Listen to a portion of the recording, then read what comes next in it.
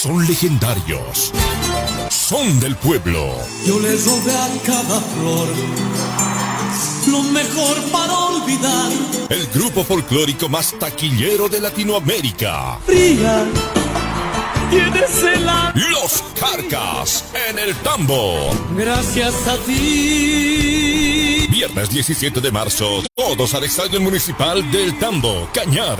Entradas en Farmacia Suiza y CB Cooperativa. Los Carcas, espectacular e inolvidable concierto.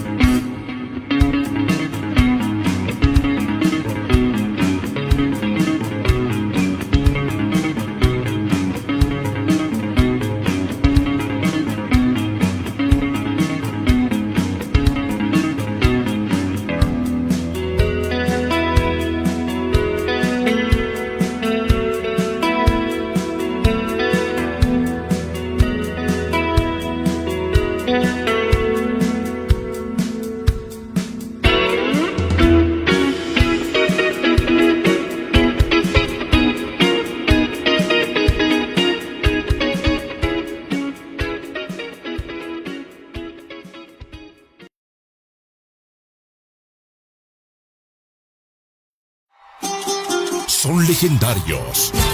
Son del pueblo. Yo les robé a cada flor lo mejor para olvidar. El grupo folclórico más taquillero de Latinoamérica. Fría, tienes el Los Carcas en el Tambo. gracias a ti. Viernes 17 de marzo, todos al Estadio Municipal del Tambo, Cañar. Entradas en Farmacia Suiza y CB Cooperativa. Los Carcas, espectacular e inolvidable concierto.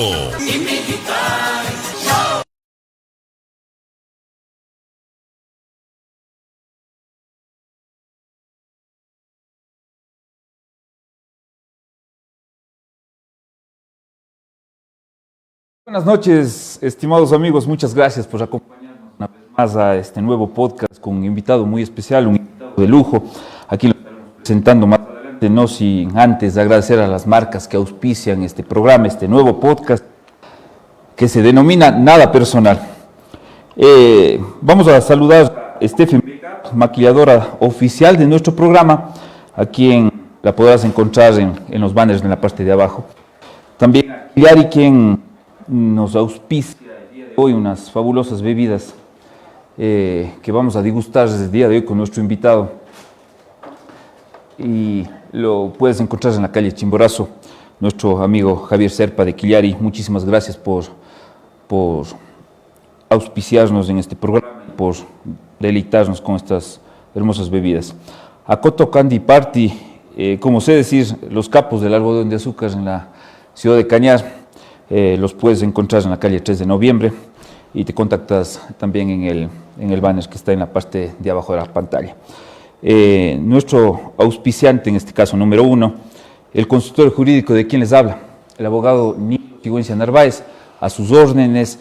Estoy ubicado en la calle 3 de noviembre y Colón de esta ciudad de Cañar, y muy pronto estaremos ubicados en el cantón El Tambo, también atendiéndoles, dándoles soluciones de carácter jurídico, ya sea en todo ámbito, en el ámbito penal, en el ámbito civil, en el ámbito de familia, en la legalización de tierras, etcétera. Estaré un gusto para atenderte en cualquier inquietud o en cualquier trámite que tú necesites.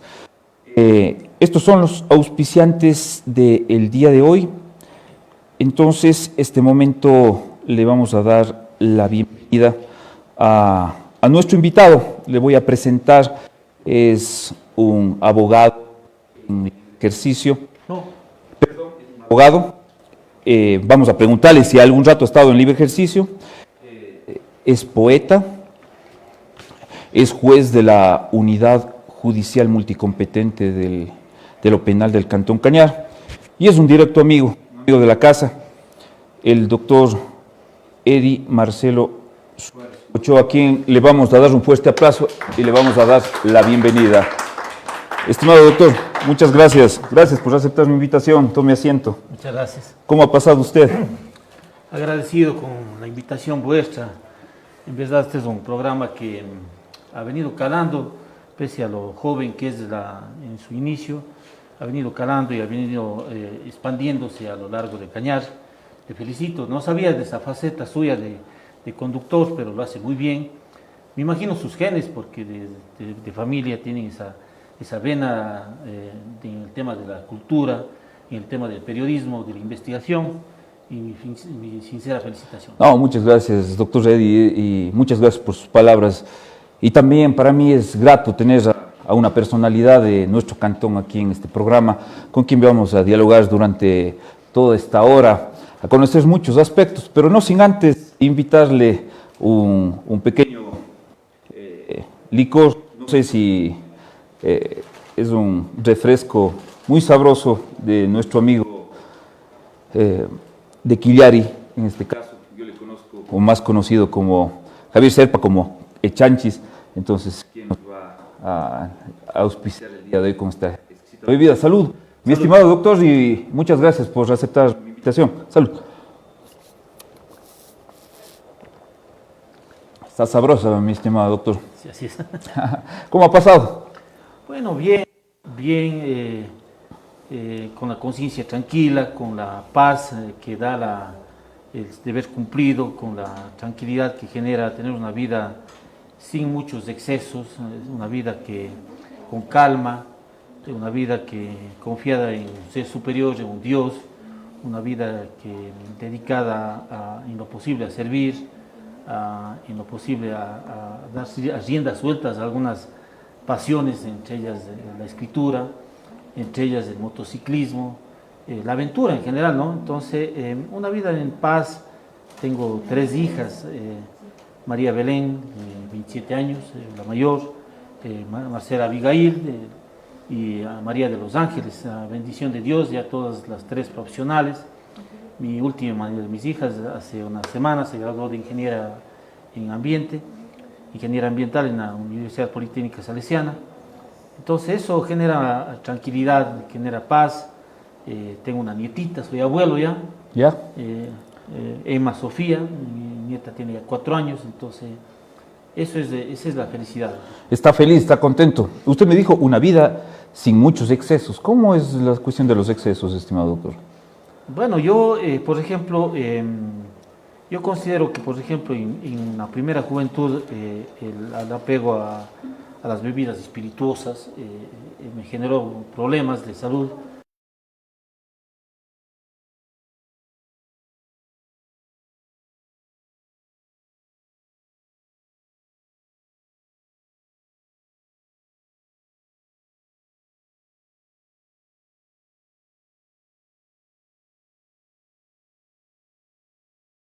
Estuve casi un mes sin dormir y creo que en ese mes comiendo 2 o 3 veces a la semana. ¿Pero por qué dedicó todo ese tiempo al poemario? ¿Tenía que presentarlo en algún lado? ¿Era un compromiso que lo tenía que hacer? ¿O por qué dedicó tanto tiempo seguido a ese poemario?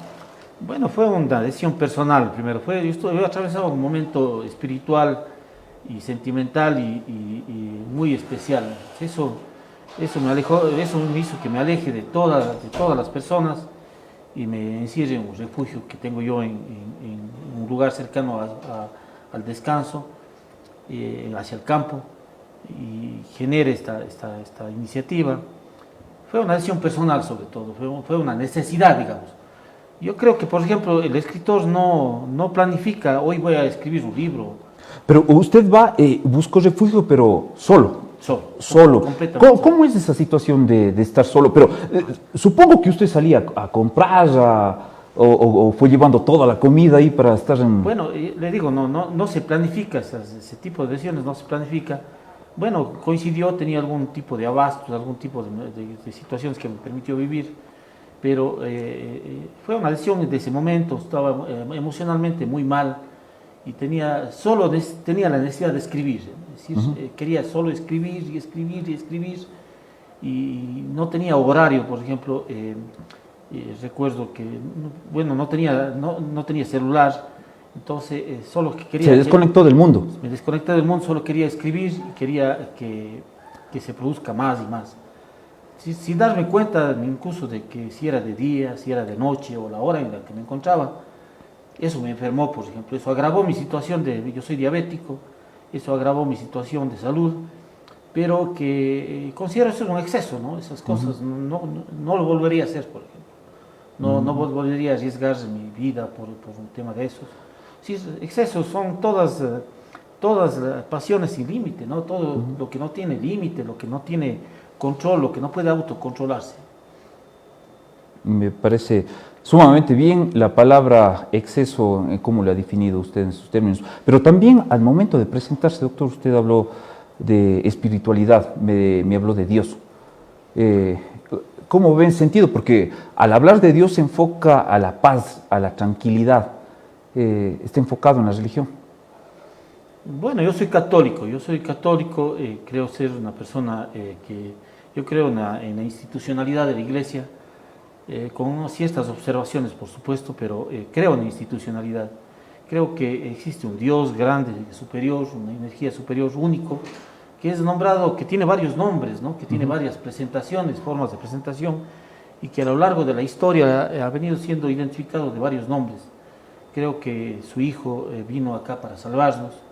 Creo que como madre, toda madre es protectora y benefactora. Entonces creo yo soy muy mariano, en la creencia mariana, precisamente por ser madre, por ser protectora. Pero yo pienso, por ejemplo, tengo observaciones, yo creo que en un Dios omnipotente. Por lo tanto, yo no creo en la existencia de un Dios de maldad, que es el Satanás, el Lucifer, sino más bien creo que es el mismo hombre quien crea esas imágenes, y muchas de las veces las crea a imagen y semejanza. Dostoyevsky decía que yo no creo en la existencia del diablo, el mismo hombre lo ha creado y lo ha creado a imagen y semejanza. Está en la mente del hombre. Está en la mente del hombre.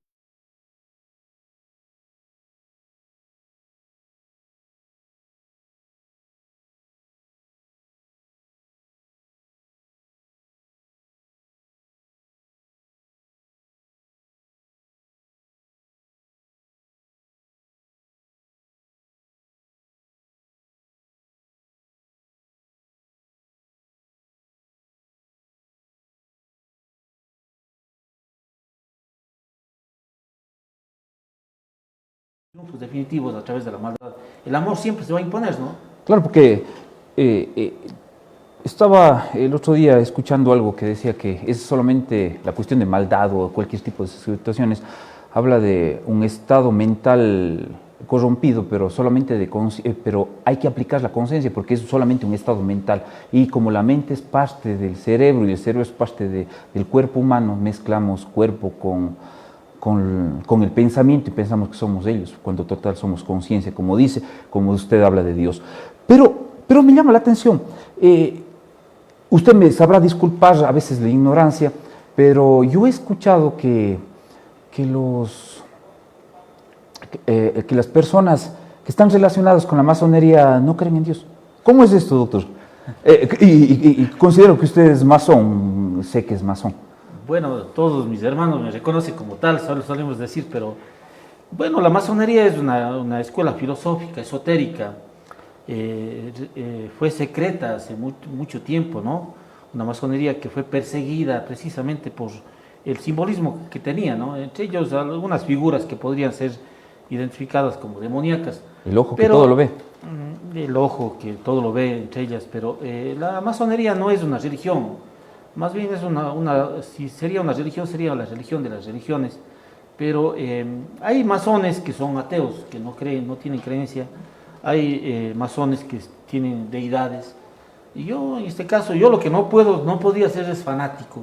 El fanatismo limita el pensamiento el fanatismo impide crecer.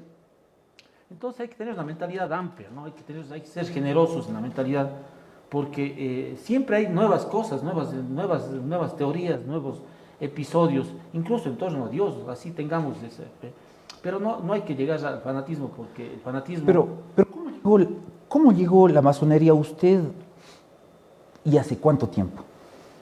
Bueno, decía, la masonería es una... la masonería... ¿O no hay cómo hablar de esos temas más o menos? Bueno, son reservados, pero no hay cómo hablar, pero la masonería le busca a usted. Usted no le busca a la masonería. ¿Sí? Ya, ¿cómo es eso? Nadie busca... yo por mi ser no podría ser masón, sino debo ser llamado. Ya. Y soy llamado precisamente porque debo tener algunas condiciones, entre ellas de ser hombre libre, de buenas costumbres. Entonces ¿Cuáles son los requisitos para ser masón, doctor? Más o ser menos. hombres libres, sobre todo ser gente libre. Hay una masonería regular que... ¿En qué sentido la libertad, estimado doctor? Porque, por ejemplo, la esclavitud no solamente es aquella que está sometida a cadenas. Hay esclavitudes de mente, ¿no? El fanatismo es una de ellas. Hay esclavitudes en torno al dinero, gente que vive del dinero, o vive pensando solo en el dinero, en construir dinero o levantar fortunas. Son formas de esclavitud. Entonces, una persona que tenga esa afinidad debe estar liberado de eso, ¿no? Debe tener una amplitud mental de que por encima del tema material está lo espiritual, la construcción. Porque el cambio más grande, doctor Nilo... Pero no puede ir de la mano eso, doctor. Crear fortuna y la espiritualidad. Por supuesto que sí, ¿no? El tema es, lo que le estoy diciendo es de que usted crea su vida en torno al dinero. Ya. Y no hay otro horizonte que no sea el dinero o la fortuna o el poder. Que mucha gente se embriaga en esos temas. Pero hay bastantes líderes, presidentes de Estados Unidos, que son masones y que han estado en el poder y... Sí, bueno, los cambios más profundos de la humanidad han sido generados a través de la masonería. La independencia americana, la misma independencia del Ecuador fue generada, fue levantada desde la masonería. Bolívar fue un masón, ¿no? San Martín fue un masón, Rocafuerte fue un masón. Ha sido la institucionalidad que le ha dado luz a la humanidad. Pero usted me dice, bueno, claro, no le voy a preguntar qué tipo de reuniones o qué temas tocan, pero ¿cuál es el fin, cuál es el enfoque, a dónde van ellos o qué pretenden? Bueno, la masonería lo que va fundamentalmente a construir nuevos, ¿no? hombres y nuevas mentes, porque le decía que el cambio más grande y más profundo es el que usted se levanta. Muchas de las veces somos fáciles en hacer reclamos ante el gobierno, somos fáciles en generar reclamos ante los gobiernos locales, ante la sociedad, pero el cambio más grande y más profundo y más importante está en uno. Mientras usted no cambia nada. Si esta sociedad no necesita de leyes nuevas, no necesita de constituciones nuevas, no necesita de estructuras educativas nuevas, lo que necesita es un cambio personal, y cuando usted cambie, cambia los demás. ¿Por qué cree que no sé, un criterio personal, doctor Reding, no, conociendo su ilustrado criterio, ¿por qué cree que como política de Estado no se ponga un tipo de materia relacionado con este aspecto de cambiar la forma de pensar de un estudiante y irle guiando por el lado correcto, si se pudiera hablar así? Bueno, lo que pasa es que el sistema educativo ha diseñado a robots en la que se acumulan, en la que se llena de conocimientos y nos evalúan en base a lo que hemos aprendido, lo que hemos asimilado, y no nos enseñan a recapacitar, a generar nuevas propuestas, no nos han enseñado a ser inquisidores del sistema, no nos han enseñado a generar nuevas propuestas. Entonces, ¿qué es lo que hacemos en los exámenes? Llenarnos de materia y sobre eso generar respuestas, ¿no? Cuando lo correcto es generar nuevas formas de ser humano. Porque ¿qué importa? Si muchas de las mentes más brillantes del mundo han sido precisamente las más destructivas. Veamos lo que está pasando en la vieja Europa, ¿no? Unas guerras intestinas, grandes guerras entre países. El mundo se está armando nuevamente, preparándose para nuevas guerras. ¿Y por qué? Por intereses. Entonces, ¿y desde dónde se genera? Supuestamente de las mentes más brillantes.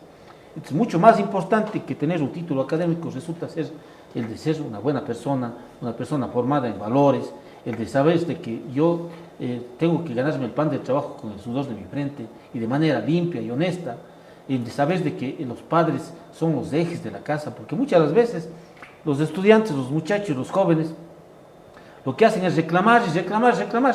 Y yo muchas de las veces digo, el cambio más grande, el primer cambio el que tenga derecho primero tienda a la cama, porque muchas de las veces ni siquiera llegamos a eso. Entonces la juventud tiene que asimilar responsabilidades. No solamente es un tema de requerir y de ponerle en contra la pared a los padres. Yo soy un papá que he tenido muchos errores, doctor Nilo.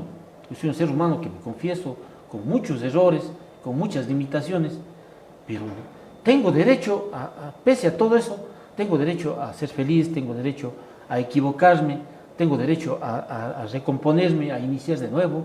Esa es la vida, y no por eso los hijos están llamados a ubicarlo o a señalarle con el dedo, ¿no? Dice que es más valioso una persona que ha caído y se está en reconstrucción y se está reconstruyendo que una persona que supuestamente ha sido perfecta. Dice que tiene más mérito esa situación, el reconstruirse y salir adelante. Bueno, el ego le puede llevar a creer de que es una persona perfecta cuando no hay. La perfección lo encontraremos, en el caso personal pienso en la divinidad, pero todos somos imperfectos, todos tenemos, unos podrán conocer más sobre determinadas materias, pero eso no nos hace superiores a nada. Eso, usted en la manera cotidiana, usted puede ver a gente que no ha cruzado ni siquiera las escuelas, pero son dueños de una sabiduría impresionante, artesanos con una habilidad manual impresionante, que un científico no lo podría crear lo que ellos crean. Entonces, el intelecto no solamente es el tema académico. Claro, ¿no? la potencialidad del ser humano en crear todo lo que hacemos. Imagínese, este rato estamos conversando, mi estimado doctor Reddy, nos están viendo en todo el mundo. Sí, imagínese la técnica esa, ¿no? Pero eso es importante y eso es bueno porque nos permite cada vez ser más globales, es decir, la globalización. Esta globalización es buena, pero cuando Mujica tenía un discurso muy interesante, ¿no? Él planteó reducir la jornada de trabajo a 6 horas en Uruguay para que las gentes puedan tener más posibilidades de estar con sus hogares, puedan disfrutar más de su casa. Y países como Suiza tienen esa misma tendencia, por ejemplo, para posibilitar el encuentro familiar. ¿Y qué pasó? Que la gente más bien adquirió otros trabajos, se compró nuevos carros, nuevos relojes, y son muchas de las veces cosas que ni siquiera nos sirven, ¿no? Muchas de las veces ni siquiera sirven. Nos llenamos de basura electrónica y compramos los mejores celulares que ni sabemos para qué sirven. Entonces, por vanidad. Y solo utilizamos para llamar. Claro. Entonces, doctor, le veo un símbolo, ¿sabes qué es un símbolo masón? ¿Qué significa ese símbolo? bueno, es el compás y la escuadra, ¿no? Es el símbolo de el compás, la rectitud, la escuadra de la amplitud. La compás es los 90 grados perfectos. Si es una persona tiene que caminar por andar a nivel, pero también tiene que ser amplio, ¿no? Ahí está la lucha contra los fanatismos, ¿no? Los fanatismos de todas las expresiones son malas, son dañinas. Yo en lo personal desprecio toda forma de fanatismo. Claro. Y la masonería tiene grados, doctor. ¿Eso lo puede utilizar el que recién ingresa a la masonería o ya se tiene que tener algún tiempo para poder utilizarlos? La masonería es una suma de conocimientos, es una escuela permanente de vida, digo yo, de conocimientos. Entonces usted va adquiriendo nuevas estructuras, digamos así. Me resulta difícil de poder comunicar porque son temas que tienen su reserva, digamos así. Sí, en lo que pueda. Pero sí tienen unas estructuras que se va avanzando. Ya, qué bien. Pero no le puedo preguntar de lo que hacen o qué conversan adentro. Eso ya es complicado. No, muy bien, muy bien. Cuénteme, doctor. ¿Está viviendo en la ciudad de Cañar? Sí, yo vivo en la ciudad de Cañar, tengo una pequeña casa hacia el campo de la ciudad, hacia la zona rural del cantón Azogues, en el sector de Chullín. Es una especie de refugio. ¿Pero en dónde pasa más tiempo? Allá. Bueno, aquí porque... digamos, ¿Usted viaja todos los días? No, porque paso aquí más bien, acá trabajo, acá tengo mi actividad laboral, pero también en las tardes pues, me dirijo allá. Hay veces que me quedo acá, ¿no? Pero, ¿Y acá en dónde se queda? en la casa de mi madre. En la bendición de Dios tengo mi mamá, Luz María Ochoa, entonces allá me acojo para... En el barrio Carrera Cuenca. Cuenca. ¿Qué tal el barrio Carrera Cuenca? Ahí se crió usted. Claro, bueno, la Carrera Cuenca es un barrio tradicional, de los más tradicionales de Cañar. Es un barrio en la que hay mil historias, ¿no? Primero que es un barrio familiar. Vea usted, ese tema, yo había alguna vez escrito sobre el tema de primos y decíamos de que en Cañar tenemos esa forma de identificación que más bien nos debe enorgullecer porque nos sentimos familia. Y el cañarejo, donde quiera que se encuentre, y se encuentra con un paisano, pues le ubica como primo, y esa es una forma de familiaridad. Me imagino que debe ser por el tema climático, el frío nos hace mucho más unidos, nos hace mucho más solidarios, pero es una expresión única, propia en el país, ¿no? Esa hermandad, esa familiaridad que nos tenemos los cañarejos. Entonces, yo creo que el barrio Carrera Cuenca es el ejemplo perfecto de esa familiaridad. Primero, porque en verdad consanguíneamente somos muchos de los integrantes, tenemos una relación consanguínea, somos primos, sobrinos, hermanos, etcétera. Pero también los demás vecinos se han vuelto parte de esa familiaridad, de tal manera que lo que pasa a uno de ellos nos pasa a todos. Es un barrio unido. Súper unido, en las buenas y en las malas. Y se le conoce como Chivilpamba, ¿no es cierto? Como el D'Artagnan, uno para todos y todos para uno. Ya. ¿Era del Lugo, es usted, doctor, o no? No, nunca fui de Luba, pero es un club de lo más representativo, del histórico ahí de la Carrera Cuenca. Más bien en mi juventud, digamos que fui de club Vado. ¿Pero era deportista usted? Fui basquetbolista en mi juventud. ¿Cuánto mide usted, doctor? 1,80. Bueno para el básquetbol. Bueno, sí. O sea, a la altura le da también. Sí, practiqué el básquetbol. Pero en la juventud, cuando vive aquí en Cañar. Claro, cuando estudié en el colegio y parte de la universidad era deportista. Y luego ya dejé el deporte, ¿no? Dejé el deporte y más bien retomé ya después a los años, ya en otras actividades. Y ahora finalmente, por ejemplo, actividades de diversión, podría ser hobbies, el motociclismo, una de ellas. Así, ya vamos a hablar de esa situación. La fotografía, me encanta la fotografía. Qué bien. Yo tendré, no menos de unas 1000 fotografías de amaneceres del sol. Me encanta ver el amanecer del sol. ¿A qué hora se levanta usted? Yo antes me levantaba mucho más temprano y me iba a Cajas. Me encantaba irme a Cajas a ver el amanecer. Entonces, tengo 1000 fotografías siquiera de ese instante.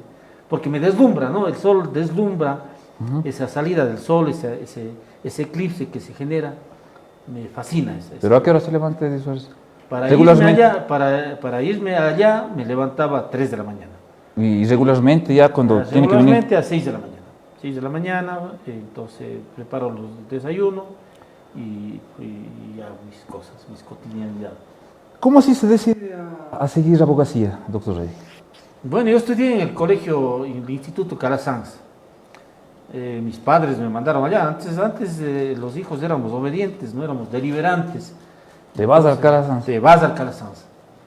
Bueno, yo tuve una juventud complicada, doctor Nilo. Yo tuve una juventud bastante complicada. No fui tan tranquilo como podría ser. Dígame algo complicado que ha hecho, algo loco por ahí, mi doctor.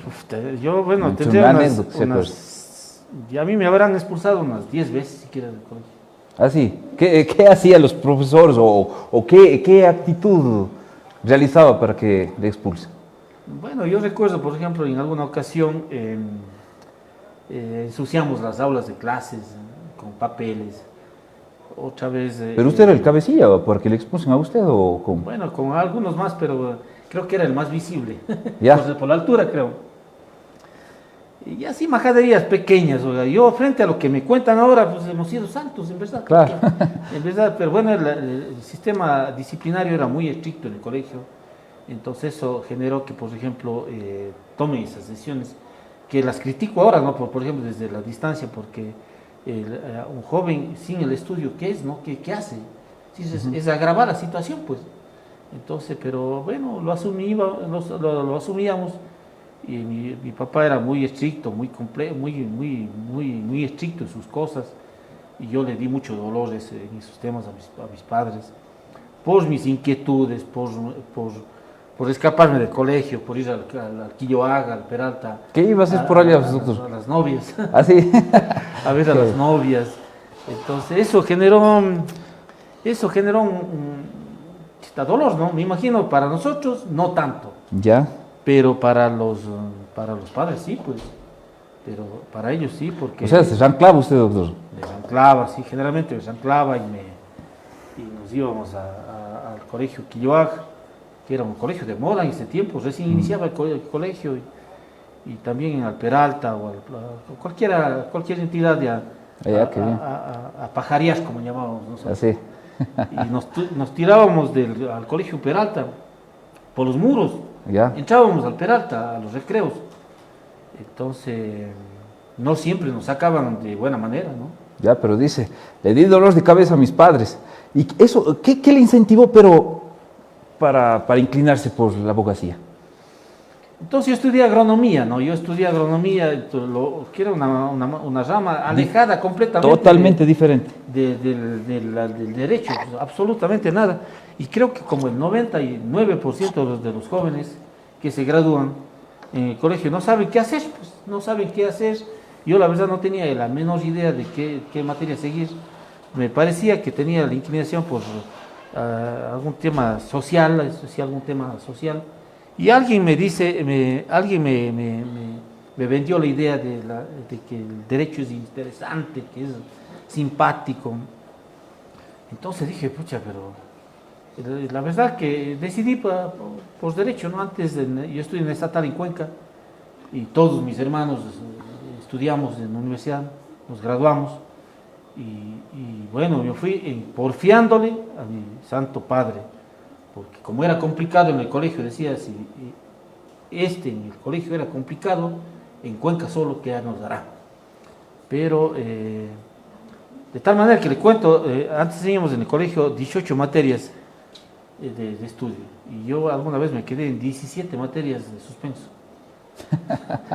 Entonces, ¿Cómo fue a dar sus exámenes? ya no sé ni no sé cómo pasé el año, la verdad. ¿Ya? Pero yo nunca compraba útiles, tenía complicaciones, no era un estudiante formal, digamos así. Y decidí por irme a Derecho, tuve problemas en el primer momento, pero luego arranqué, me asenté cabeza y me fue bien, ¿verdad? Me gradué con 98 sobre 100, ¿Ya? en 3 años consecutivos, matrícula de honor, y me fue muy bien, es decir, le asumí la carrera. Sabe que yo le presenté, acostumbrado, porque en este espacio también han estado colegas, estimado doctor, abogados de libre ejercicio, pero yo le presenté a usted como abogado en libre ejercicio, era una confusión mía, era una equivocación, pero ¿ejerció la profesión en algún momento, doctor? Muy poco, yo me gradué en el 96, entonces es que sí, creo que 4 o 5 meses estuve en oficina en el Parque Central, y ya fui llamado al servicio público, entré en el municipio de Azogues como jefe del Departamento de Justicia y Vigilancia, luego jefe de personal, director administrativo de ese mismo municipio, y ahí en una etapa en Quito. Fui asesor parlamentario alrededor de 11 años. ¿Qué tal ese aspecto de asesor Muy parlamentario? lindo, fue un espacio ¿Qué ley recuerda que le cause un poco de satisfacción de haber apoyado al país? Sabe que yo dediqué un tiempo muy grande, en un trabajo muy arduo en el tema de la ley de discapacidades, para exigir de que las empresas públicas y privadas generen un porcentaje de contratación a personas con discapacidad. ¿Allá? Es una de las personas. Pero yo más antes que en el tema jurídico me dediqué al tema comunicacional. Adquirí mucha destreza en el tema comunicacional. Pero explíqueme, ¿en qué sentido? ¿Cómo funciona ya? Uno no sabe de esta situación. Bueno, Allá en el Parlamento. Antes el cuerpo asesor era muy amplio, ¿no? Bastante amplio. Entonces había estructura de un equipo jurídico, un equipo comunicacional, un equipo de interrelaciones, temas de actividad. Pero yo me dediqué exclusivamente al tema comunicacional. Entonces tenía habilidad para redactar boletines de prensa, para generar propuestas de temas temáticos, para generar debates en algunos aspectos. Entonces me fue muy bien, de tal manera que inicié esa carrera como asesor con Segundo Serrano, pero luego... Socialista. Luego, sigue siendo socialista Segundo Serrano, ¿verdad? Sigue siendo.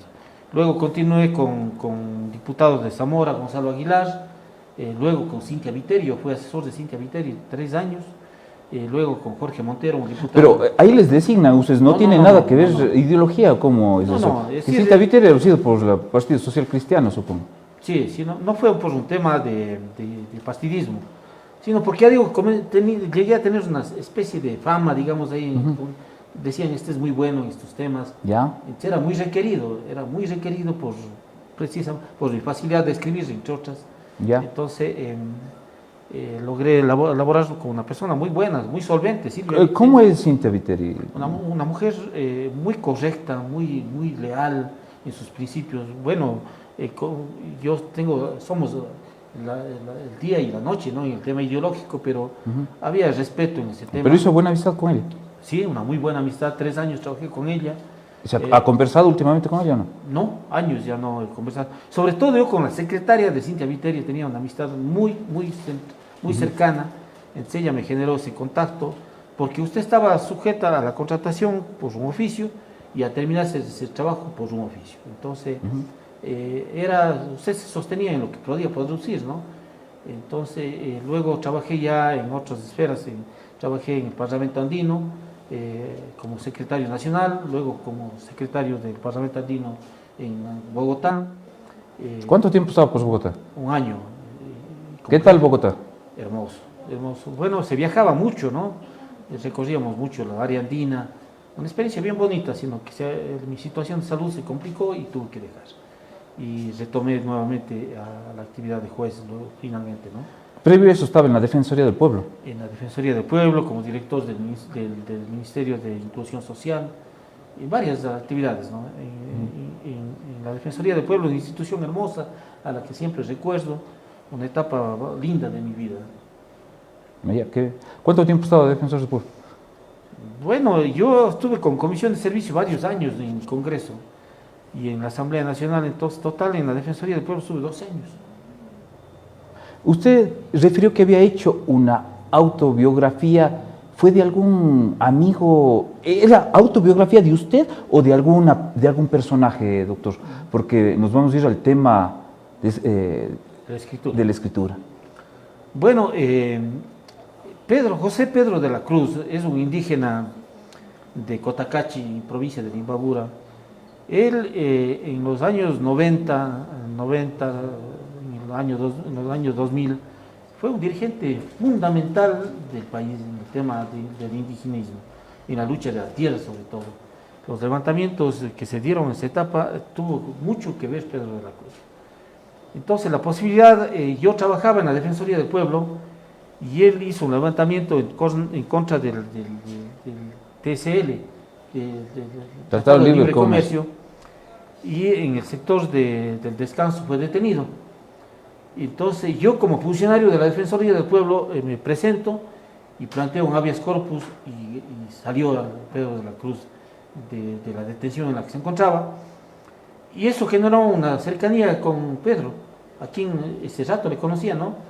Y total, él llega a ser asambleísta nacional ya en la Revolución Ciudadana, ya hablo en el 2006, ya. No, mentira, en la Constituyente de Montecristi, llega a ser Constituyente de Montecristi. 2008. En el 2007, 2008. 2007, 2008. Y me ubica a mí y dice, mira, quiero que me ayudes como secretario relator de la Constituyente, que para mí era una cosa descomunal, ¿no? Ya. Y yo acepté el reto. Qué bien. Y me fui a la Constituyente como secretario relator y afrontamos esa responsabilidad con mucha solvencia. Salió una Constitución y ahí nació una amistad, se profundizó la amistad. Continuamos el trabajo ya en la Asamblea Nacional, ya como diputado nacional, asambleísta nacional Pedro, y ahí le propongo escribir la biografía de José Pedro de la Cruz, un indígena que la historia le reconoce como entre los más grandes del país. Entonces hice una biografía de José Pedro de la Cruz. El lanzamiento de ese libro fue en la ciudad de Azogues, apoteósico el lanzamiento. Creo que me decían que es entre los libros más vendidos de la Casa de la Cultura. Qué bien. Yo tengo un solo ejemplar, por ejemplo, todos se han vendido. Y nace también una carrera en escribir, ¿no? Porque luego he escrito otras obras. Claro. Recuerdo que ese libro sí lo vi. También colaboró en la portada mi hermano. Ángel. Sí, Claro, Ángel. Sí, recuerda, sí, mi hermano. Doctor, ¿le gusta la escritura? Veo que tiene una revista digital usted. ¿Cómo va esa cuestión? Bueno, la revista digital nace como una posibilidad de escribir inicialmente en torno al motociclismo y el automovilismo, a rescatar viejas glorias del automovilismo y del motociclismo, y luego fue ampliándose, ¿no?, el tema social, a rescatar, lo que hace usted, a rescatar personajes. Muchas de las veces somos egoístas, doctor Nilo, y no reconocemos la valía de las personas. Pensamos de que solo nosotros o los nuestros son los importantes, cuando hay gente fundamental en el crecimiento de Cañar.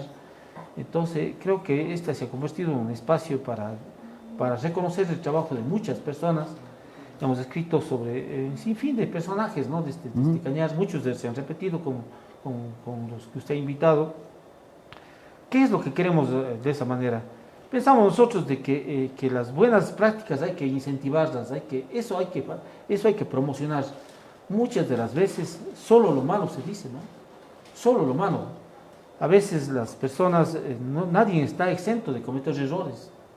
Entonces esta revista lo que quiere es rescatar valores de la sociedad como la solidaridad, el intelecto, el cañarejismo. Entonces, pero también escribe editoriales. También he visto en revistas digitales del estimado amigo el doctor Juan Crespo, tiene una revista digital también. Varios años escribí en Llamarada, pero dejé de escribir ya. Bueno, yo creo que habré escrito, no menos, sin menor equivocación, al menos de unos 100 medios de comunicación de todo el país. ¿Se le hace fácil la redacción Sí, claro. a usted? ¿Cuánto tiempo se demora en hacer un texto de esos? Bueno, nace con la idea, ¿no? Yo me vengo ya, ideo, qué es lo que voy a escribir, levanto el texto, reposa y se publica. Pero he escrito en la prensa de Imbabura, de Quito, de Loro, de Los Ríos, de Guayaquil, de La Suay, aquí en todos los medios. ¿Su última obra, doctor? Bueno, Pequeña Emma es la historia de amor. Honor a su mi nieta. Yo tuve, mi nieta los nietos son una especie de prolongación de vida, ¿no? Ya. Tengo 3 hijas hermosas, y la segunda de ellas ya casada, y me regaló una nieta. Y toda su vivacidad, ella es una niña muy vivaz, muy despierta. Me dice, abuelo, que te quiero, te adoro. Entonces, generó una fábula, es una fábula, ¿no? Es un encuentro generacional de un anciano y ciego con su nieta adolescente. Y se encuentran a los 15 años. Y entonces se choque de ¿por qué te fuiste y te conozco ahora? ¿Por qué hiciste para que se te hayas ido? Y mira, estas son mis condiciones ahora.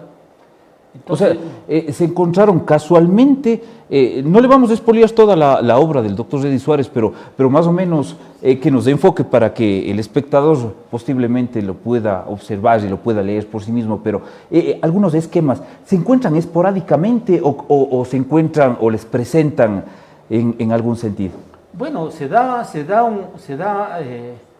una retirada del abuelo de la vida de la familia, y inicia una aventura solo, y indudablemente se separa de su familia, pero genera una enfermedad y queda en ceguedad, invidente, sin vista, y ve la necesidad de reencontrarse con su nieta, ¿no?, con su familia, e inicia con su nieta, a quien quería conocer, su única nieta. Entonces hace lo posible, genera vínculos para conocer a su nieta, y la nieta igualmente tenía el interés, y se da ese encuentro casual entre los dos. Y la nieta primero dice, ¿por qué me abandonaste? ¿Por qué abandonaste a mi abuela, ¿por qué abandonaste a mi madre, a mis tías? Y ahora mira cómo estás. Y el abuelo le responde que efectivamente cometió errores, pero que no le juzgue. Y comienza un diálogo de toda la iniciativa que tiene un adolescente y toda la experiencia que tiene un anciano. Entonces ese choque generacional se entremezcla en diálogos y bueno, y confluye y determina. No nos va a decir el final, porque eso lo va a dejar el espectador, Claro. estimado doctor. Bueno, Pero el final es prolongado, porque al final es un encuentro que termina descifrando que el amor es la fuerza más fuerte y más grande, que nada detiene el amor. Decíamos delante de las maldades, hay gente que vive de la maldad, ¿no? Que respira maldad, pero eso no es eterno, porque el amor siempre triunfa. Claro. El amor siempre va a triunfar porque es una energía positiva, porque el ser humano en esencia es bueno. Nos quieren dibujar que somos malos, pero la gente en general es buena. Entonces termina con el triunfo del amor y un abrazo gigante, y un perdón gigante entre el abuelo y la nieta, y conociéndose profundamente y amándose. Y claro, es la serie de poemas que se dicen los unos a los otros, es ese diálogo fino, es el de contar de sus amoríos de la nieta, las inquietudes del amor y su experiencia del abuelo en torno a lo que he vivido anteriormente, ¿no? Choque de épocas muy distantes. Muy distantes. Y emocionales también, porque también había ese tema complicado de expresar por qué te fuiste, ¿no? Pero se dan circunstancias que se dan y son reales. Entonces es una historia bastante bonita, yo lo digo así, ha sido muy bien recibida por la colectividad. Creo que no sé si existan ya ejemplares todavía, pero ha sido muy bien vista, ha sido muy bien... ¿Cómo es tener a los hijos? Alguna vez estaba yo en mi oficina, recuerdo, doctor, y vino un abogado y estaba conversando conmigo un tema, no recuerdo, pero algún tema jurídico. Cuando dice, oiga, doctor, usted tiene mi obra, es como mi hijo, es como los hijos, los libros. Sí. Indudablemente que un libro es fruto de mucho esfuerzo, ¿no? A mí me cuesta mucho, por ejemplo, escribir ese tipo de escritura. ¿Hay apoyo para el escritor, No, para el artista? En absoluto. ¿Es autogestión? Es autogestión. Bueno, la Casa de la Cultura es un factor fundamental. Yo siempre destaco la labor de Juan Álvarez, por ejemplo, es un personaje. Yo creo que Juan Álvarez debería permanecer 10 años más en la Casa de la Cultura, porque ha hecho mucho bien a la casa, al trabajo cultural. Pero creo, por ejemplo, de que el trabajo de un artesano de la escritura es muy sacrificado, porque yo además no es que vivo de la escritura, yo tengo responsabilidades y delicadas. Entonces, busco espacios, robo espacios para poder llegar a hacer lo que me gusta, que es escribir, ¿no? A mí me cuesta mucho, emocionalmente me cuesta mucho, por ejemplo, porque muchos han dicho, es tu historia personal. Bueno, tiene mucho de real, pero es más fábula, ¿no? Es una fábula. Es un ensalzarle a un personaje que se llama Emma, que coincide con mi nieta, es un ensalzarle, pero sobre todo busca reconocer todo lo que podemos dar, todo lo que el ser humano puede dar en torno al amor. Recuerde usted, doctor Nilo, que por ejemplo, que existe, el Padre Nuestro termina y líbranos del mal. Y es la única oración que Jesús nos enseñó fue el Padre Nuestro. ¿Por qué? Porque se presenta la maldad como una fuerza enorme, gigante, porque hay que librarse del mal. Porque son cadenas, esa es una forma de esclavitud, por ejemplo. ¿Ya? Y se presenta muchas veces como egoísmos. Pero usted está mucho tiempo expuesto al mal, usted es juez. Sí, ¿no? ¿Cómo le ve en ese sentido? Bueno, ahí hay que generar, porque la maldad no solamente viene de fuera, ¿no? Viene de dentro. Las envidias vienen de dentro. A veces gente que malqueriente, ¿no? Que le miran con recelo, que le miran con maldad. Y cuando la persona que vive libre de eso, lo que hace es ser libre, ¿no? Ser libre, y librarse de ataduras, generar una actividad, ser un ser humano propio, una persona auténtica, vale. Efectivamente. Esa es la que vale, esa es la que sirve. Yo no soy modelo de nadie, ¿no? Yo no, por ejemplo, yo no me creo Yo no me creo... Habla mucho de espiritualidad usted, doctor. ¿Ha hecho algún ritual espiritual? Muchos, ¿no? Muchos. Yo tuve hace 3 años una experiencia muy linda. Yo tengo muchos problemas. Por ejemplo, yo no bebo, ¿no? Claro. Yo no consumo licor. Pero este está sin licor, doctor. Sí está con licor. Ah. Sí. Y entonces tuve y tampoco sustancias estupefacientes. Nunca en mi vida he hecho, ¿no? Pero hace 3 años, 4 años, no recuerdo, hice una experiencia. Me fui de mochilero ¿Ya? y recorrí toda la parte oriental, toda la Amazonía del Ecuador. Pero Mochilero, sin plata en el bolsillo, nada. Sin absolutamente nada. Sí, durmiendo donde que podía y comiendo donde que podía. Y quería llegar al Coca porque tenía un amigo mío que me esperaba para hacer una ceremonia chamánica con ayahuasca. Y llegué me demoré 10 días en llegar allá desde Zamora, recorrí. Oiga, pero si hay gente que sí le para al que jala dedo, como se dice vulgarmente. Bueno, yo hice una actividad adicional, ¿no? Porque que llamó la atención porque yo llegaba a algún sitio y limpiaba un sector, ¿no? Generaba una limpieza, recogía fundas. ¿Ya? Y eso generó un comentario. Fui invitado a algunos medios de comunicación, incluso en Macas. Entonces llegué allá y hice la ceremonia de la ayahuasca. ¿Cómo es esa ceremonia?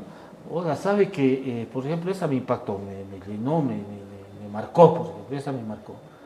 Porque es una ceremonia que entramos, primero que tuvimos que entrar casi 5 horas en canoa hacia la profundidad de la selva, y ahí pudimos ser parte de una ceremonia que es con una serie de bailes, y le dan unas infusiones, ¿no? Unas infusiones, y eso me generó a mí vómito, mucho vómito, y cansancio, y me dormí. Y yo en el sueño ese existe un desprendimiento del alma. Porque yo me vi, por ejemplo, mi cuerpo estuvo en el suelo. Porque es una sustancia alucinógena. Y yo salí, me desprendí, mi alma se desprendió y pude ver lo que quise ver, ¿no? Yo sobre todo quedaron muchos pendientes con mi papá, por ejemplo. ¿Recomendaría hacerse a ciertas personas? Sí, bueno, hay que tener mucha fuerza espiritual y hay que hacerse con personas que saben, ¿no? Porque eso es, muchas veces el tema comercial le lleva a cualquiera quiera hacer, pero hay gente experta en eso. Entonces, yo estuve, gracias a Dios, con esa gente experta y desperté al siguiente día muy liberado, muy libre. Fue una experiencia muy linda. ¿Cuánto tiempo 10 días dura el efecto de yo casi digamos unas 15 horas habría sido, sí. ¿Ya? Pero usted se queda liberado. ¿En qué provincia le dices? En Coca, Orellana. Ya, en Orellana. Sí, ahí logré ese espacio. Me esperaba un amigo mío y tuvimos la suerte con un argentino de que participara en esa ceremonia. Y va mucha gente, supongo. Sí, este es ya un tema comercial y parte del turismo comunitario, me parece, pero bueno, hay gente que si no está preparada para eso no debería ser. Qué bien. Doctor, le interrumpo un pequeño momento porque producción nos avisa que el día de hoy vamos a sortear las entradas para los Jarcas. Pero vamos a ver un tema.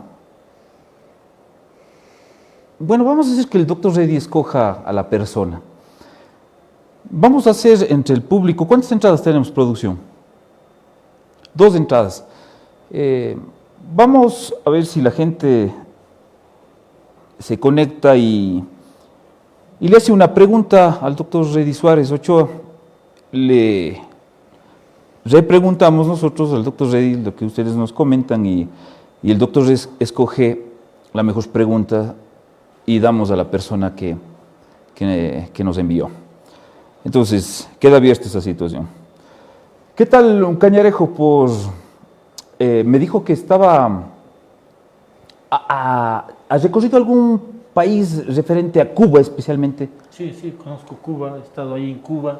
Pero bueno, antes que esa Cuba, yo hice, digamos que de mochilero me fui a la Argentina. ¿Cómo es eso? No enteramente así pero por ejemplo fui utilizando la transportación pública con lo limitado y logré llegar a la Argentina, recorriendo el Perú, Bolivia, parte de Chile y llegué a la Argentina. ¿A la Patagonia o solo...? A Buenos Aires. A Buenos Aires. Entonces estuve y regresé con esa experiencia linda. Entonces, ¿qué me preguntaba? No, si había viajado a Cuba. No, pero ¿qué Cuba. tal? No, es la primera vez que, bueno, debe haber muchos amigos que le gusta la aventura, pero es la primera vez que escucho a un paisano, un amigo cañarejo que se vaya de mochilero y que haya llegado a Argentina. Y es chévere porque los cañarejos podemos dar mucho, estimado doctor. Damos Sí, ¿no? mucho, sacamos adelante. A veces no pueden ser reconocidos, como dice usted, pero este tipo de espacios hacemos que nuestra gente, nuestros amigos que se conectan y los que no se conectan ahora, pero que lo ven después, porque tenemos muchas reproducciones en este tipo de programas, sepan la valía de las personas cañarejas. Estamos invitando a muchos cañarejos y cañarejas de cepa. Aquí nos van a dar su experiencia, como nos dice el doctor Reddy Suárez. Y entre ellos, doctor, un poco, ya para seguir tocando más temas, le comento, hablando de cañarejos, tengo a unos amigos que están participando en un campeonato en la ciudad de Azogues, he escuchado Barrabás, algo así se llama, y justamente nos hicieron llegar esta camiseta. Tenemos atrás el logo y el nombre del auspiciante. Tenemos a Nilo Sigüenza como abogado en esta situación. Y les hablo de cañarejos porque son los únicos que están representando al Cantón Cañar y están en unas fases casi finales de este campeonato. Y estos amigos son súper chéveres. Esta camiseta es de Javier Córdoba. Nos dice New Brothers DX Sub 40. Ese es, mi estimado doctor, es un compromiso con los amigos de New Brothers y esperemos que lleguen a las finales y que dejen súper bien al Cantón Cañar, estimados amigos, sé que lo van a poder. Los primos de Cañar se van a jugar indoor. Hablando de primos, doctor, he escuchado que a veces le veo en algunas motocicletas, le veo le vi en un programa de rock que hubo el otro día. ¿Le gusta el rock a usted? Sí, me encanta el rock. ¿Qué tipo de rock escucha? Bueno, un rock más calmado, más clásico, pero bueno, no me disgusta tampoco el otro. ¿Alguna banda en especial? Bueno, un rock de Bob Marley, por ejemplo, me encanta, me tranquiliza. De Iron Maiden, por ejemplo. Toda esa música es para mí clásica, indudable, de Pink Floyd, todo ese tipo de música es parte de mí. ¿Qué tal esa vida de motero? Disculpe si está bien dicho el término. Sí, está muy bien dicho. Es una vida, primero, es una forma de hermandad, ¿no? Es una forma, siempre he buscado esas expresiones. La masonería es una hermandad, nosotros es una forma de convocarnos como hermanos. Y el motociclismo es igual, es algo así, algo similar. Es una experiencia en la que nos une. Indudablemente yo soy parte de una agrupación que se llama Primos Primos Motos Club o algo así. Sí, MG, ¿ya? Entonces, porque ese tipo de designaciones son complicadas. Bueno, entonces nos reunimos, conformamos una agrupación. El club tiene una historia, tiene una trascendencia y nos dirigimos a diferentes sitios, ¿no? Hemos tenido experiencias muy lindas, gran parte del país los hemos recorrido, pero aunque usted no lo crea, yo disfruto mucho recorrer en moto solo. Es decir, me encanta recorrer motociclismo. Pero su hermandad es buena porque si usted se queda dañado, me comentaban, hay gente de esa hermandad que les ayuda, les sirve de abastos, les lleva donde mecánicos, hasta les pueden dar un lugar en donde dormir. ¿Es verdad este tipo de situaciones que llega a ese extremo la hermandad de poderse colaborar en cualquier lugar del país? Bueno, hay grupos, ¿no? Hay grupos que somos parte, nosotros por ejemplo, de la Hermandad del Sur, entonces nos auxiliamos, nos generamos una solidaridad entre nosotros en los recorridos que se dan. Confluyen cientos, miles, diría a veces, de motociclistas en diferentes espacios. Acaban de venir los primos, por ejemplo, del Tungurahua, de Ambato, estuvieron en Baños de Ambato representando a Cañar. Entonces son expresiones de que lo que hacen es aliviar, ¿no? Son formas son desfogues. Mi actividad laboral es complicada, entonces yo busco formas de desprenderme de esa tensión y precisamente el motociclismo es una de ellas para mí, ¿no? En lo personal. Entonces siempre que puedo estar en moto lo hago. Yo vengo siquiera 2 veces a la semana en moto, por ejemplo, acá a mi trabajo. Pero, bueno, utiliza casco de seguridad, pero ¿utiliza audífonos para la moto o no? No, y en lo particular, eso me distrae más bien. Ah, le distrae. No. Mejor le gusta escuchar el sonido de la moto. Porque usted tiene que estar pendiente, ¿no? No hay una cultura de respeto al motociclista más, ¿no? Sobre todo esos camiones grandes no respetan al motociclista y muchas veces usted tiene que estar con los 5 sentidos agudizados para evitar accidentes. Un accidente de un motociclismo, de un motociclista le puede costar la vida, entonces tiene que estar muy, muy al pendiente. Yo he tenido muchos inconvenientes en ese lado, pero creo yo, precisamente disfruto de estar con los de mi club, el Club Primos, pero también disfruto de estar solo, porque me posibilita, por ejemplo, hacer fotografía, me posibilita generar mi propia ruta. Entonces, combinan las dos cosas, ¿no? ¿Y qué tal el ámbito de la fotografía? Eso es novedoso para mí. No sabía que era fotógrafo, si no le hubiese pedido que nos traiga algunas fotos para poderlas mostrar en el programa, pero no al ser la última ocasión, tenemos otras oportunidades de poder conversar, doctor. Mire, yo tuve en ese tema que en mi recorrido hacia la Argentina me encontraba en el lago Titicaca. Frontera de Perú y Bolivia. Claro, estaba haciendo una fotografía y fui asaltado, me asaltaron y me robaron mi cámara, que era muy especial, ¿no? Eso hasta ahora no he podido reponerme. Entonces lo hago una fotografía básica con mi propio celular, pero es hermoso, es una actividad hermosa porque, sobre todo, ya digo, me encanta ver el amanecer, ¿no? Entonces, por ejemplo, tuve la oportunidad de convivir con el pueblo Guru, que es el pueblo que vive sobre el lago Titicaca. ¿Cuánto tiempo pasó ahí? Bueno, poco tiempo, 2 días. Pero, por ejemplo, ellos crean islas, ¿no? Con Totora, y claro, es hermoso. Pero claro que es un pueblo muy comercial también porque le cobran de todo. ¿Cómo hacen las necesidades ahí los señores? Hay baños, es decir, Sí. son unas especies de recipientes, me imagino que luego son desfogados, pero hay baños, hay iglesias, hay escuelas y todo. Entonces, son cientos además de islas, ¿no? Cientos de islas.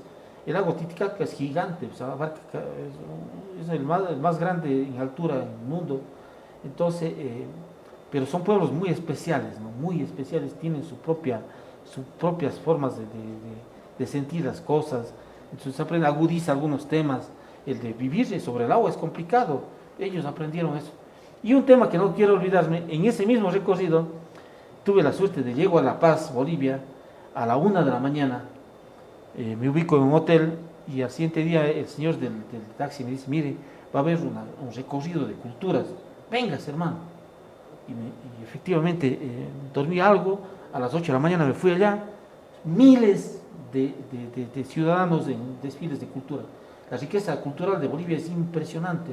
Hay un carnaval en Oruro, ¿no? Sí, conozco también. ¿Se ha ido al carnaval de Oruro? He ido al carnaval de Oruro.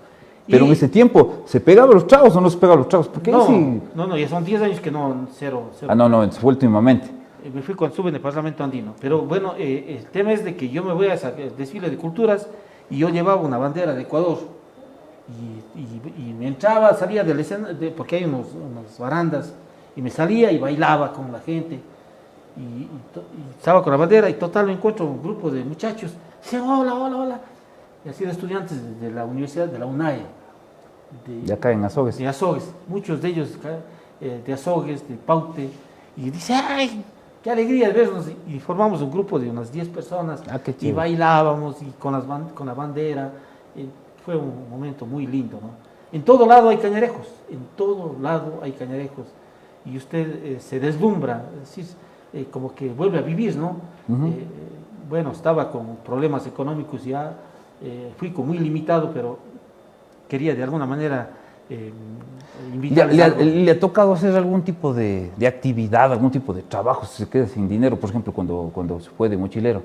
No, pero un un señor mayor me llevó creo que desde Logroño hasta cerca de Sucúa. Y yo le contaba que estaba así y dice, vea, el señor dice, ¿sabe que yo estoy en una fiesta, estoy en una fiesta familiar? Vamos, váyase conmigo. Yo pensé que me invitó a la fiesta familiar. Y digo, ya, chévere, ¿no? Va a bailar un rato. Claro. Y total ha sido para que vaya a recoger, para que ir a repartir los platos y todo. Ah, chévere. ¿Estaba de mesero usted? Estuve de mesero hace rato, pero bueno, alguien me ha reconocido, ¿no? Alguien me ha reconocido. Y me dice, oye, ¿usted no es el doctor Reddy? Digo, sí, digo, él dice, ¿cómo ha sido usted aquí? Digo, ¿sabe que viene así? Dice, no, señor, dice, no, digo, no hay problema, no. Digo, pero quería ayudarme, decía, no, yo le llevo. Digo, no, el tema es que yo quiero experimentar esto. Claro, ¿no? que sí. Entonces, hice eso, ¿no? Pero me pasó ese tema simpático. Bueno, estaba de mesero también. Sí, estuve mesero. Ah, qué bien. Nos avisa producción si tenemos algunos mensajes, tal vez. No quisiera contaminar con los mensajes, pero no sé si me echan una mano ustedes, amigos, y le podemos leer al doctor Reddy para ver qué pregunta le toca, porque no estoy revisando el teléfono.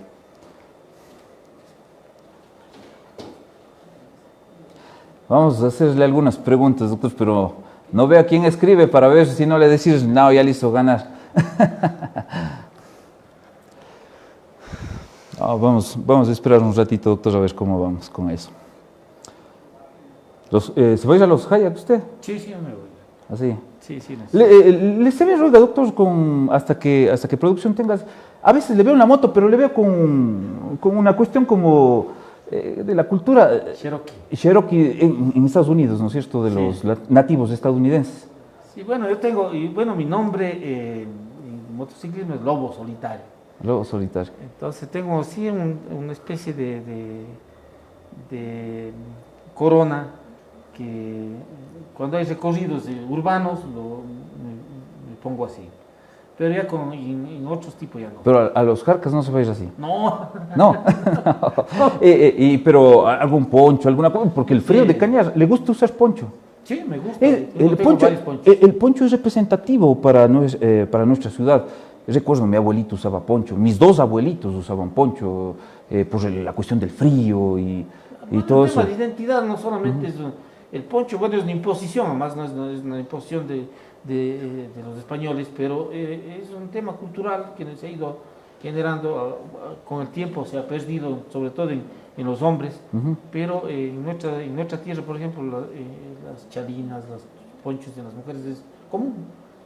Acá y nuevamente, más bien veo a la juventud que ha reflorecido esa posibilidad por la gama de colores que hay ahora, por la gama de presentaciones que hay en los ponchos. Pero es parte de nuestra cultura, ¿no? Hay que reencontrarse con nosotros mismos. Nosotros tenemos que ser orgullosos de nuestro origen, somos cañaris. El doctor Wilson González alguna vez le entrevisté y me decía, mire, el cañarejo es orgulloso, porque nosotros no somos cualesquiera, decía, sino somos descendientes de los bravos cañaris, y con el orgullo que él se expresaba, pues uno se hinchaba el pecho y decía, efectivamente, él que fue mi profesor, un estudioso, un historiador, un personaje de Cañar, decía, se llenaba de orgullo, ¿no? Entonces decía... Y muy pronto lo tendremos aquí también, si el doctor aceptara la invitación, pero muy pronto estaremos haciendo el contacto para conversar. González es uno de los personajes vivos más grandes del Cañar.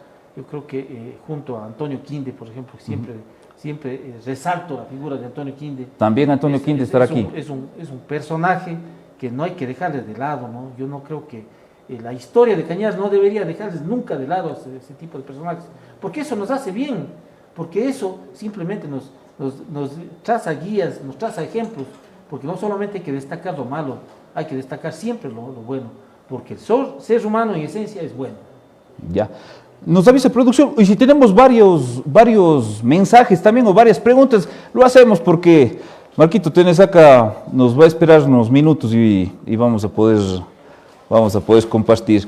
Si nos dicen todos los que nos han mandado, no hay problema, igual el doctor Reddy nos va a contestar de una manera rápida y no nos vamos a alargar mucho.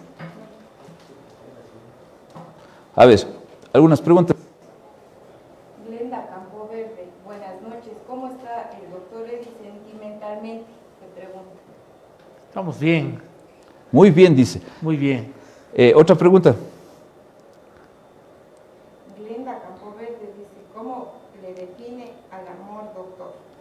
Con una palabra, doctor, ¿cómo le define el amor? O con una frase.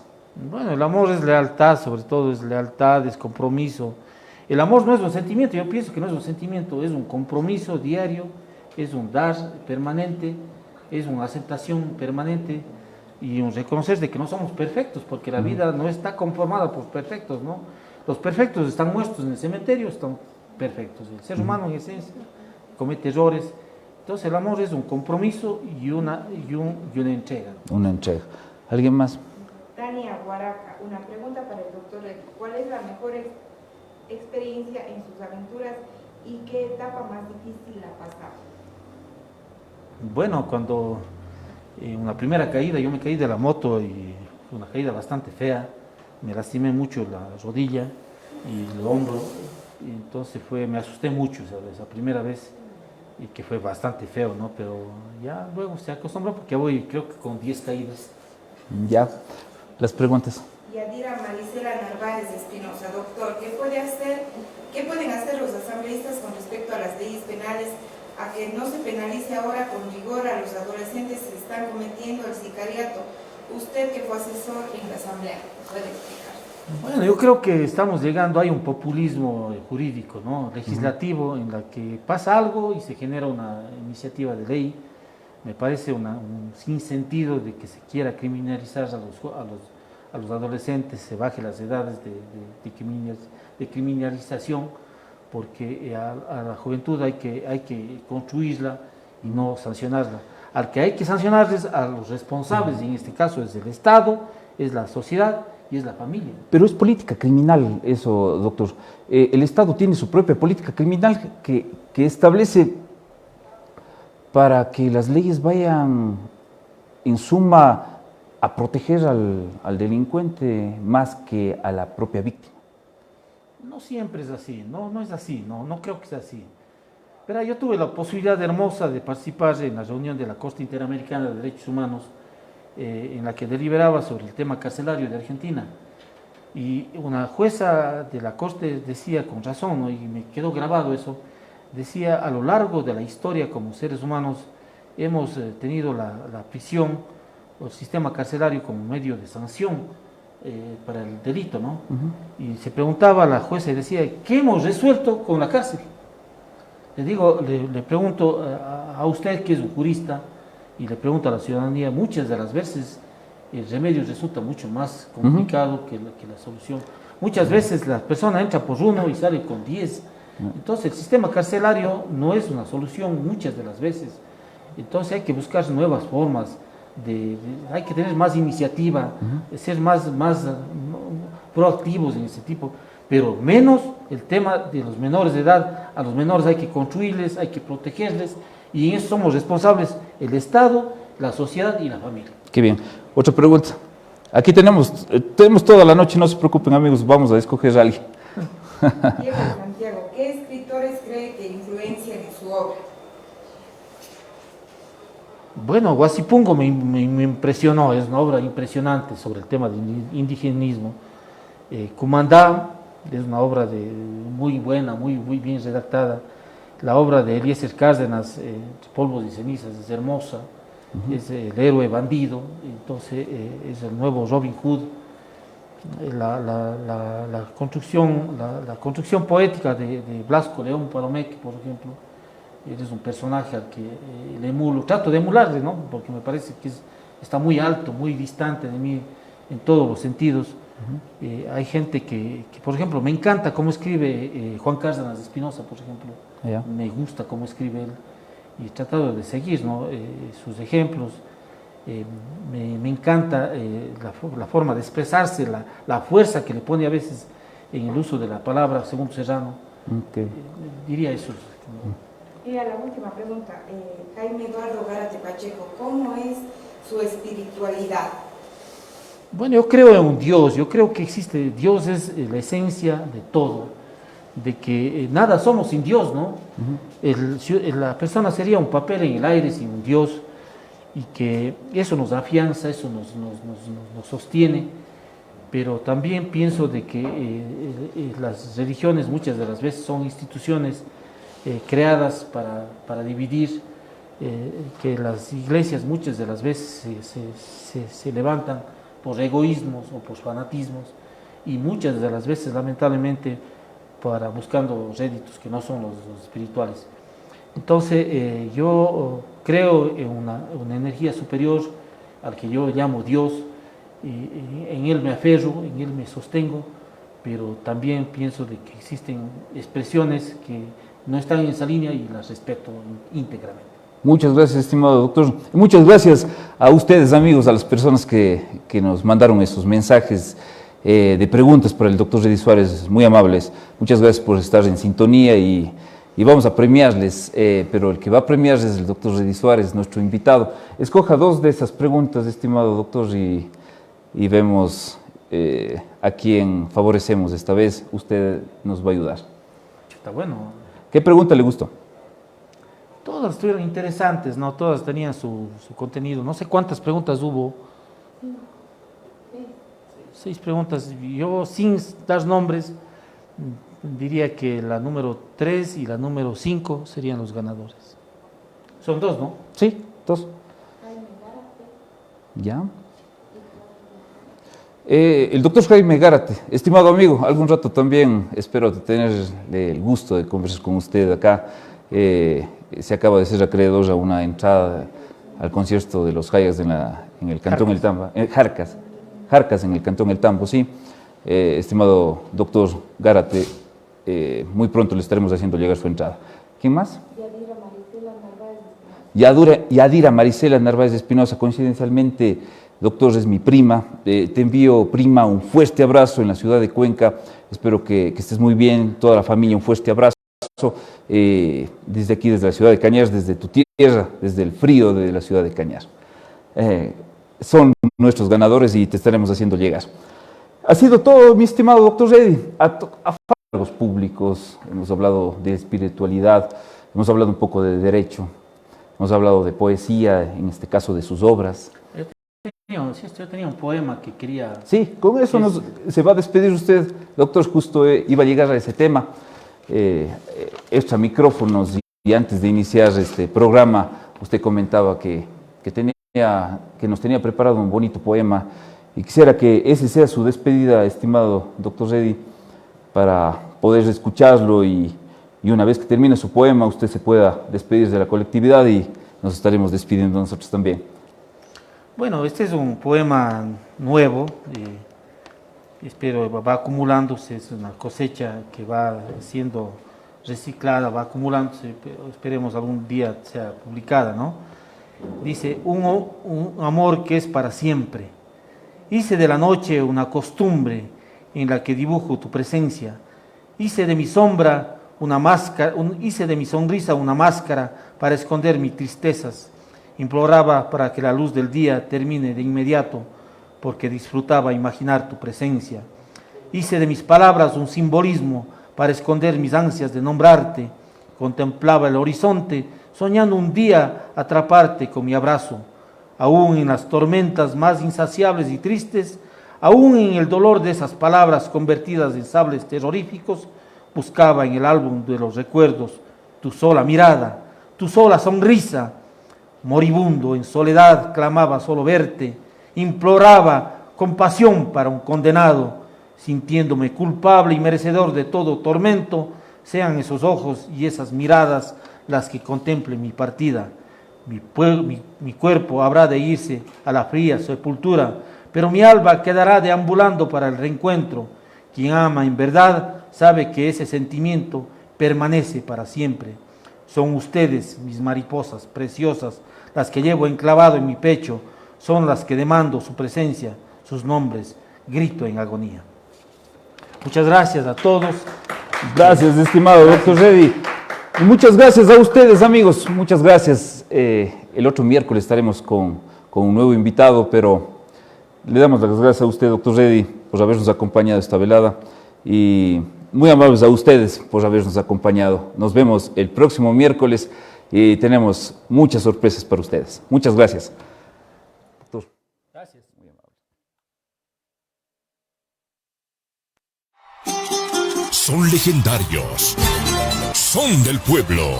Yo le robé a cada flor lo mejor para olvidar.